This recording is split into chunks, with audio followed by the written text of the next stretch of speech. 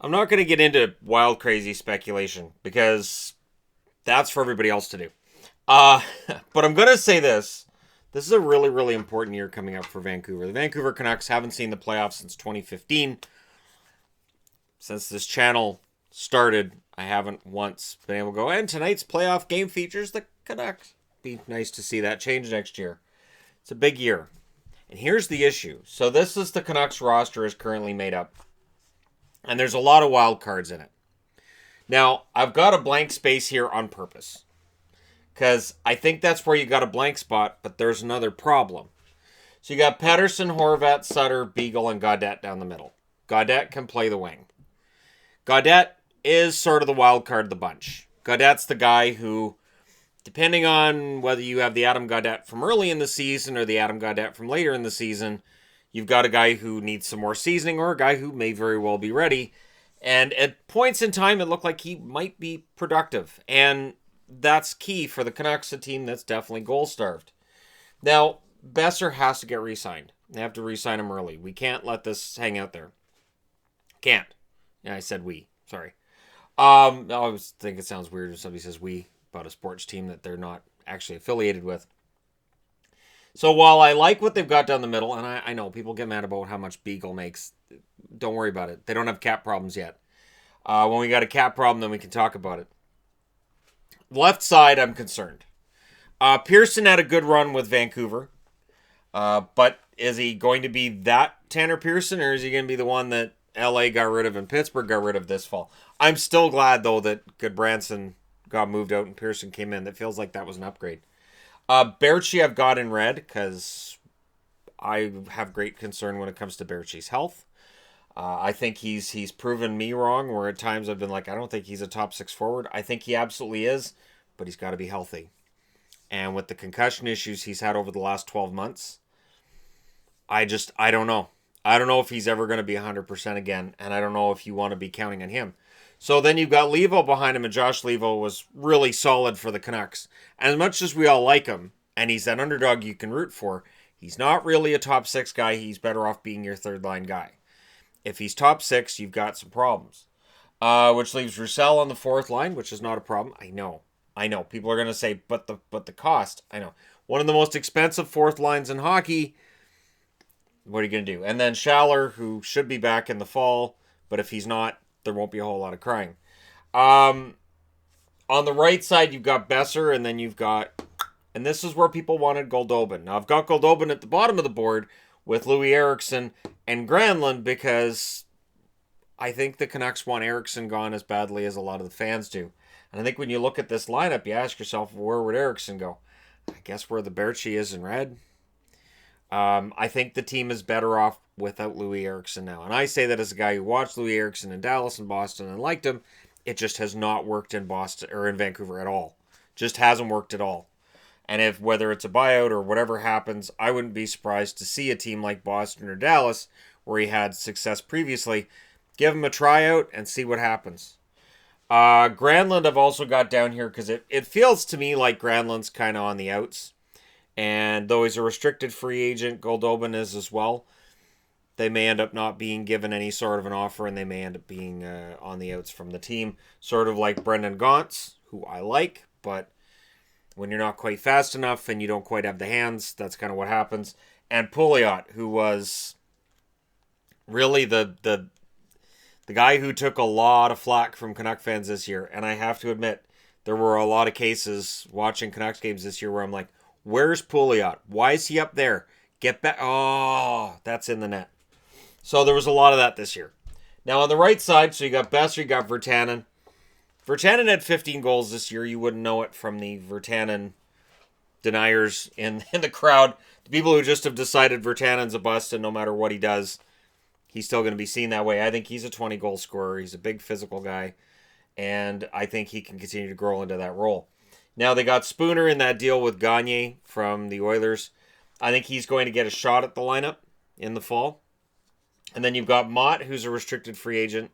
I think they'll keep him. I think he's played well enough that they'll keep him. And then there's Zach McEwen, who is a fan favorite from the Utica Comets, who got tryouts here and there during the season with Vancouver.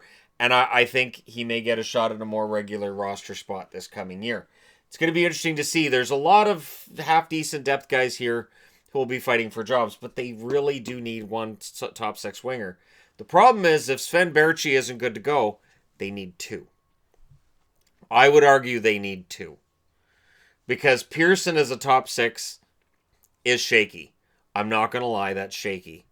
And Goldobin, who was mostly a disaster. Travis Green isn't going anywhere. So there's been rumors of Goldobin maybe going back to the KHL. Or I should say going to the KHL. I don't know if he's actually played in the KHL. But there are rumors that that's where he's going to end up, and it would not surprise me if that happened. The Canucks blue line, this is where things get interesting as well. Because while you could argue they need two or maybe three scoring wingers. If you're going to argue Pearson's not really a good scorer and he's going to probably regress, then they need three scoring wingers. Potentially, of course, the whole Berchi health thing. The blue line is tricky. Hughes, Tanev, solid top four options. I've got Edler and Green because I think he comes back, but we don't know yet.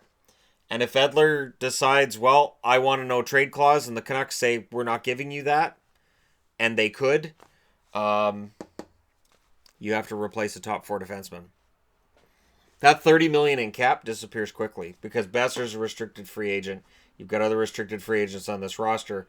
And if you have to replace a top four defenseman and you're looking for a top six winger, the trick is, while it's a decent free agent market this year, I don't know how popular Vancouver would be as a destination for them. Unless they see the potential of playing with Pettersson or Horvat as being a huge buy-in, like we'll do that. Or a defenseman looking, going, yeah, I'll get a chance to play more minutes there than I would somewhere else. It's going to be interesting. Stetcher, I think, proved himself. Hutton I have down here, and I don't have Hutton below you, Levy, for any reason other than it feels like Hutton's on his way out of town again. A lot of talk about whether he's going to be on his way out of town. And Ulevy I haven't read for the same reason as Berchi. If Ulevy's healthy at training camp, he will get every single chance to earn a spot on this roster. They need Ole Ulevy, especially if Edler leaves. And while I know people say Ulevy's a bust, he actually was having a decent season in Utica, and then he got hurt. So, if it wasn't for bad luck, Ulevy wouldn't have any at all.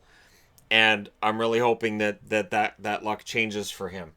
Luke Shen, who was picked up, and nobody said a whole lot when Luke Shen got picked up, had decent chemistry with Quinn Hughes.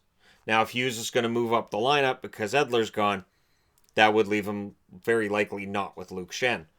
That being said, I think Shen's earned the right to another contract with Vancouver and a chance to make the roster, and I think he played relatively well.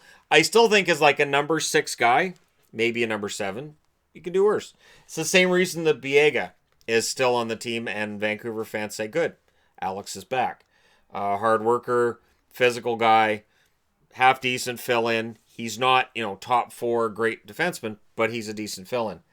Tevez is interesting to me because they brought in Tevez out of University of Princeton, and he only played the one game, and we'll see if he gets a shot at the roster this year. And then the Brogan Rafferty is kind of a wild card in this as well. You have Jet Wu, a well thought of prospect. Does he make the lineup next year or not? If he does, if you have Wu, Ulevy, and Hughes, you have one heck of a young blue line. Brisebois is another interesting one in that he may very well get a shot at a spot in the lineup. But this blue line, if they're really going to push and get into a playoff spot, this has to be improved. I'm not going to lie. I'm not going to sugarcoat it. They've got to improve this. The biggest problem they have is that their best defensive defenseman, Chris Tanev, doesn't stay healthy for much more than 50 games in a year. You can bet on him playing between 49 and 55, 53 games in a season, right? So that's a problem because he is their best defensive defenseman. It's not even close, and yet he's out. Because of the way he plays the game, he ends up getting injured regularly. So that means that this top 4 is probably even weaker than it looks on the board. Markstrom and Demko, they're solid in net. I would expect more of a split this coming season than we saw last season. I would expect Demko to get probably 35 games, to approximately 50 for Markstrom. I think that's about where we're going to see it. And towards the end of the year, we may very well see Demko transitioning to being starter and then deciding what they do with Markstrom. Do they just let him go? Do they trade him off? Does he get an extension? What do they do? Markstrom's interesting because he did have a very good year, and he's earned the right to be a starter in the National Hockey League, but they are grooming Demko. So there's a decision to be made there. And I'm wondering if Jim Benning's crazy enough to try it this summer. My biggest fear right now with the Canucks is the rumor that's come out, and it was reported on Sportsnet, and I don't know how much validity there is to it, but if the Vancouver Canucks trade that number 10 draft pick in Vancouver at their own draft, I will be stunned. And not stunned in a good way either. There are good ways, it's not a good way. So while I'm still of the belief that yes, this coming season we could see the Vancouver Canucks go back into the playoffs, and I'm excited for this offseason to really fully be the offseason. Once the Stanley Cup Finals over, it's officially the offseason, right? And we start seeing more moves as we get near the draft. I'm also very concerned. I'm very concerned. Because a lot of Canuck fans have the same opinion, which is that they like Benning the scout. Benning signing free agents out of NCAA seems to do well there. His draft picks have generally been good, and I know people are going to point out where his drafting's been bad, but I could do that with the Bruins easily. And that's just sort of part of the crapshoot that's the draft. But if they move that number 10 pick, because his trading record has been a little bit more spotty than has been his record with the draft and signing free, especially with the free agents out of NCAA. The Louis Eriksson contract was a disaster, and we can all look back now and go, oh, that we saw that coming. But there were other teams that were in on that as well. Eriksson came to Vancouver, it would seem, to play with the Sedins with the idea that would work, and it really, really didn't, spectacularly.